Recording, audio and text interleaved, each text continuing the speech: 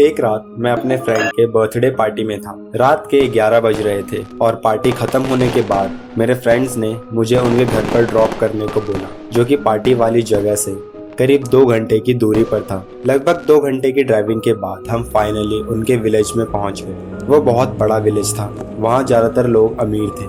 Driving करते करते मैं एक अंधेरी और सुनसान रास्ते पर आ गया, जो कि करीब 500 मीटर का था। वो रास्ता बहुत सुनसान और डरावना लग रहा था। हमारी कार में 10 लोग आराम से बैठ सकते थे, लेकिन उस वक्त हम सिर्फ 3 लोग थे।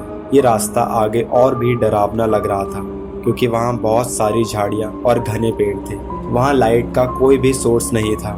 उस रास्ते में कोई स्ट्रीट लाइट भी नहीं थी। सिर्फ मेरी कार की हेडलाइट की वजह से हम आगे बढ़ रहे थे।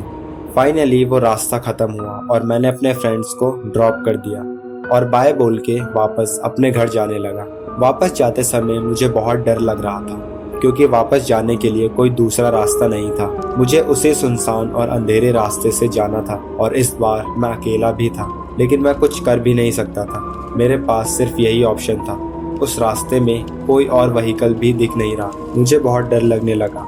अब रात के 1 बज चुके थे और मैं तेजी से ड्राइव करता हुआ जा रहा था।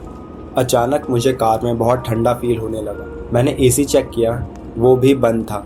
अब मेरे गले के पीछे भी बहुत कोल्ड फील होने लगा और जब मैंने अपने बैक मिरर में बैक सीट की तरफ देखा, कोई मेरी बैक सीट पर बैठा था। वो एक वुमन थी, जो कि मेरी तरफ ही देख रही थी। उसने सफ़ेद कपड़े पहन रखे थे और उसकी आंखें लाल और क्रीपी लग रही थी। मैं बहुत ज़्यादा डर गया और मैंने अपनी कार की स्पीड बढ़ा दी। मैं इतनी फास्ट ड्राइव कर रहा था कि इंजन में से बहुत ज़्यादा साउंड आने लगा। रास्ते में बहुत सारे स्पीड ब्रेकर्स भी थे, बट मैं इतना डरा हुआ था कि मैंने बिल्कुल भी कार स्लो नहीं की। जल्द ही मैं अपने घर पहुंच गया और भागता हुआ गार्ड ऑफिस में गया और उससे सब कुछ बताया, जो भी रास्ते में मेरे साथ हुआ। और तब उस गार्ड ने मुझे बताया उस रास्ते पे पहले भी ऐसे इंसिडेंट हो चुके हैं।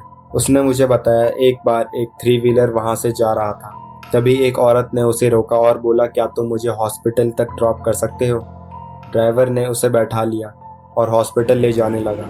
और जब वो हॉस्पिटल पहुंचा तो एकदम शॉक्ड रह गया, क्योंकि वो औरत ऑटो से वैनिश हो गई थी। और मेरी फ्रेंड ने मुझे बताया कि उस रास्ते के बारे में उसने एक स्टोरी सुनी।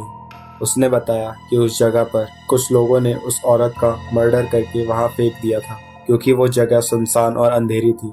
और उस दिन के बाद जब कभी भी मुझे अकेले घर जाना होता है, मैं अपने साथ किसी न किसी को साथ लेकर जाता हूँ, क्योंकि जो भी उस दिन मेरे साथ हुआ कभी दोबारा ना हो। उस वुमन की स्टोरी सुन के मुझे काफी ज्यादा दुख